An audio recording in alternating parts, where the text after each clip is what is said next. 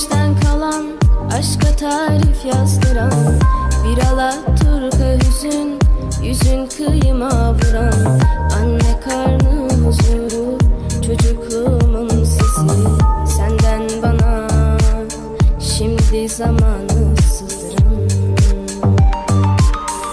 Şımartılmamış aşkın sessizliğe yakın, kim bilir kaç yüzyıldır sarılmamış kolların. Sisliydi kirpiklerin ve gözlerin yağmurlu.